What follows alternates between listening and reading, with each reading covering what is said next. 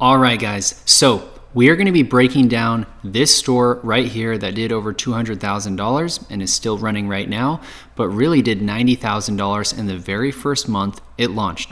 So this is the store right here. And if you haven't yet already, go back, look at the landing page section. We actually cover this landing page and the other landing page in depth. So go ahead and go through that, because what we're going to be doing right now is now going into the ad account, seeing what we can change, what went right, what went wrong.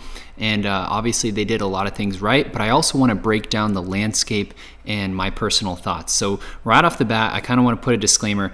The reason why this person had so much success with this product, even though it's in a very competitive landscape, is because they started very early. They started early and they got a lot of data into their account. What you'll even notice in the next case study is that when you have a ton of data, when you start early, then you can actually get your account to learn your customer, and that's when you can start doing machine learning, and your account can start targeting the best times of the day, the best demographic, the best age, all of that stuff. It becomes very advanced. But I want to kind of step back and I want to analyze certain parts of this account, because what we're going to be looking at is, first of all, the shopping campaigns, which, interesting enough, if we actually look, let's look at conversion value, and then let's actually look at conversion value over cost. So it was at a 4 return on ad spend, but it only brought in $66,000 overall. And when you compare it to $200,000, I would have expected this to at least bring in probably 65% of the overall conversion value or the overall revenue. But if we look at the search campaigns, in the search campaigns, what we're going to be looking at is actually conversion value over cost. And then let's actually look at conversion value all. So if we look, this was a 5 return on ad spend with $144,000 conversion value.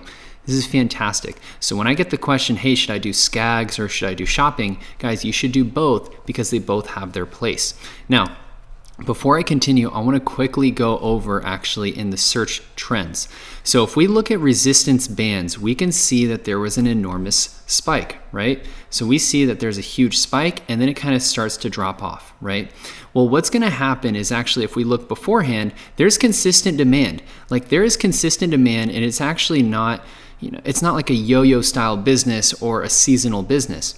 But obviously, with everything going on, there was a huge spike and this person tried to capitalize on it, which is not a bad idea. But what you'll notice is every time there's a huge spike, people start piling in. It becomes very frustrating. But after a while, it will start kind of leveling off. People will start dropping off like flies, and you'll be able to kind of sell this probably more consistently, since you have a legitimate business, since you can actually leverage all the data and you can even scale it on Facebook, and you have a lot of data inside your account. So let's actually go ahead and break down the account. And the first thing I would want to start with is actually the shopping campaigns. If we look at the shopping campaigns, the way this person structured it was bundle 3, bundle 1 and 2, and jumper shopping 1. So that's interesting, and my guess is that they separated it by SKUs. What I teach is the low to medium to high, or you can just do a low campaign and a high campaign, meaning you can get your long tail kind of keyword conversions with your one shopping campaign. You can get the other shopping campaign that is really for broad terms like resistance bands. And a good example is, it will be when we go into the search campaigns. That's the way I like to structure it. But other than that, let's actually look and see what was your best campaign. So the shopping bundle 3 was your best, and it was at a 5.9 return on ad spend. And so that's interesting. And if we actually look inside the settings, I want to see what was going on here, because your budget is good. Your budget is $400 a day. You have your goal as sales, and your target ROAS is 500%. So this is really good. And if you notice, 500%, we were at a 5 return on ad spend. However, if we actually go back, let's look at this campaign right here. This one was at $250 a day at target ROAS of 300%. And if we look at the overview of what this brought in, if we see that the conversion value over cost is low, let's see. So this was a 1.9. So what you could do is, if you see that your shopping campaign is not doing as well on target ROAS, up the target ROAS. Maybe the sweet spot is 400%, maybe it's 500, and you can start getting that hyper-targeted traffic, because instead of showing up for very broad terms at different parts of the day, you'll only show up for those terms when you're most likely to convert. Google is very smart in that aspect when you start having conversions in your account. In fact, we're going to look at a contrast example very briefly of a very similar account that was selling a very similar product but didn't reach success. And the reason why is because of the account structure and, of course, actually the landing page as well.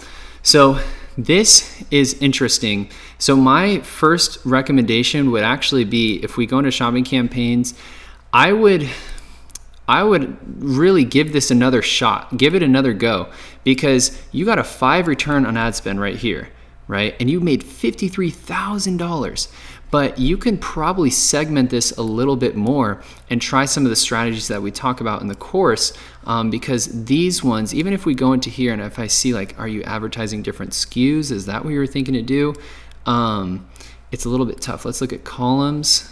Let's make sure that we have all of our conversion value over cost, all conversions. Let's apply that. And we're going to go ahead and see. So you got a 2.3 return on ad spend, but look at all these other conversions. What this tells me is that you're showing up for high converting terms and also terms that are very broad. So if we look at your keyword search terms, what you're showing up for in this specific campaign with your target ROAS at 300%, resistance bands, workouts, let's sort first by conversions, and we're going to actually look through what you were showing up for. Resistance bands, very broad. Resistance bands, workout, this is good. Exercise bands, workout bands, Amazon, interesting. Tonal. So what we can do is actually see, okay, let me sort by columns, because once again, I want to see the conversion value over cost. All conversions, let's apply that. And we're going to look and see, this was at a 3 return ad spend. This one was at a 17 resistance band.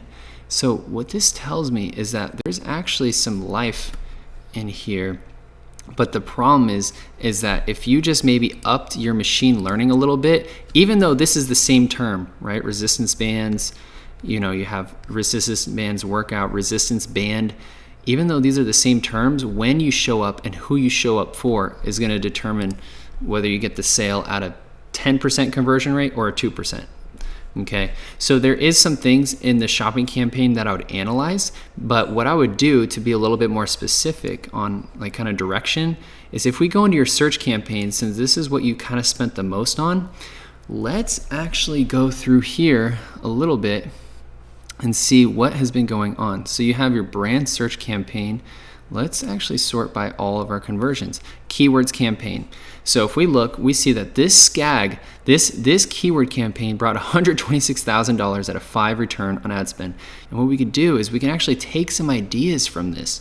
7 return on ad spend, resistance training bands. We go into here and we can see 922, wow, okay.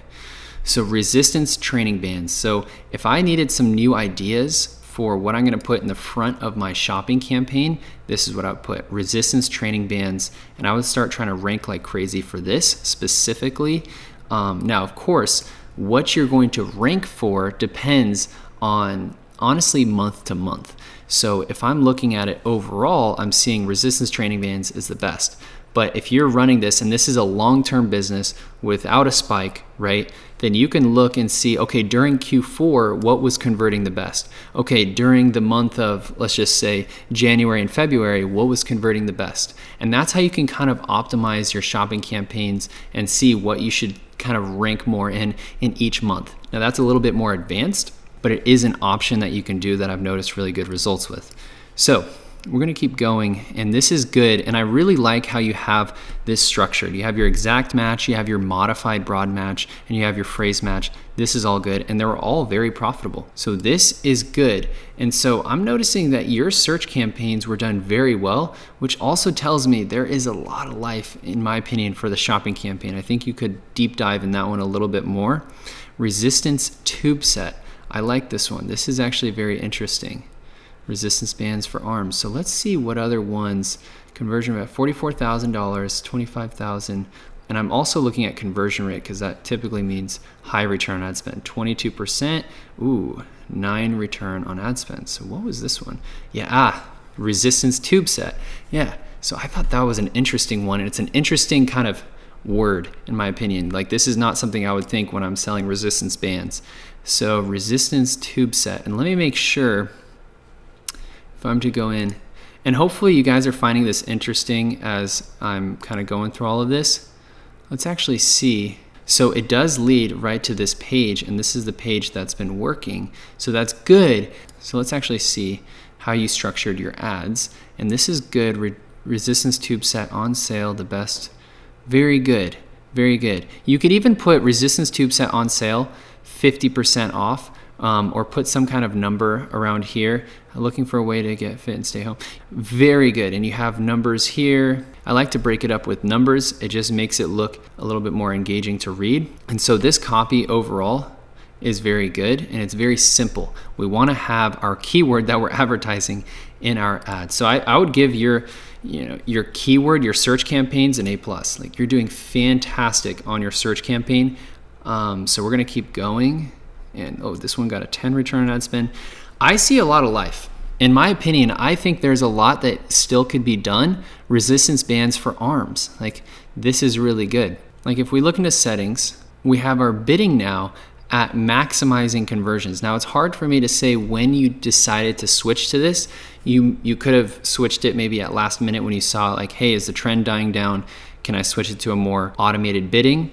That's definitely an option. But most of the time what I'll have is manual CPC, and that'll work. And then yes, we can definitely switch to conversions, and we can actually set a target cost per action. And what it gives us right here is a target CPA based on our past average inside our account or this campaign. So we can actually set it if we want to be conservative, and I'm not going to change anything in this account, but if we wanted to, we could actually set this at, let's just say 15 target CPA. I don't like to just set it at whatever it recommends unless I'm, kind of trying to scale. So I'll set it at something safer like $15 and see what happens. So that is really good. And overall, I think that your search campaigns are done very well. But if I was to change anything about this account, I would start spreading out my shopping campaigns. And then actually in the next case study that you guys are going to see, the way those shopping campaigns are done is done very, very well. So we can actually look at those as a good example. But this is interesting. And if we kind of scroll on through here, I'm curious because the conversion value over cost, let's look at, as we kind of start approaching 3 return on ad spend, 1.8, 1.2, 3. So it's kind of bouncing around, right? But if we look recently, June 13th, which was actually yesterday, I'm seeing that it's a 4 return on ad spend. So I think there's a lot of different things that you can do actually with your search terms as well, and make sure that you add more to your negative keyword list. Because if I scroll through here, I'm not seeing any exclusions, which tells me you probably don't have a very big negative keyword list, or maybe not even a keyword list at all. So that is one thing I would do. And yeah, it looks like there's no negative keywords. So that is pretty big on your shopping campaigns. And it's actually pretty crazy that you're getting pretty profitable sales. If you add a negative keyword list, this can honestly probably make you always break even, no matter what. Negative keyword lists are huge. So this is pretty interesting. And those are the couple of things I would change just inside this account. And what I want to now explain is actually a contrast example. So this example is actually inside an account that is selling very similar items. So this is Gym Goat, and they're selling also resistance bands, but other items. The reason why I wanted to bring up this example, this is actually not a student inside the course. They are a subscriber, and they submitted their store because of a YouTube video. And if we actually go in, we can see that, let's go to all campaigns, overview. We can see that they had a 1 return on ad spend, and they're selling a very similar product. Now, why is that? Well, one reason why is because the way they did it, if we look, they had a ton of different products that they're kind of doing a shotgun approach. I'm telling you right now, that approach is very inefficient, and it's going to drain your budget like crazy.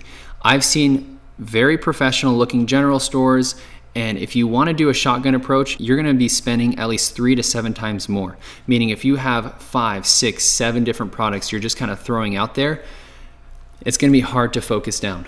what you'll notice is that this person saw this product and they said, okay, I'm gonna commit to it. And if this product doesn't do well, that's okay. That's okay, because then I'll see, what am I showing up for? Am I showing up for door gyms? Am I showing up sometimes for an ab roller? Maybe I should actually sell some type of ab type of workout instead of just a resistance bands for arms. Maybe people want abs instead. And what you'll notice is that every time you launch a campaign and launch a product, it's a win. You're either going to see that this has success, or you're going to see how to pivot. There's really no losing here. You're just going to learn, and you're going to see, oh, I can pivot it this way or that way.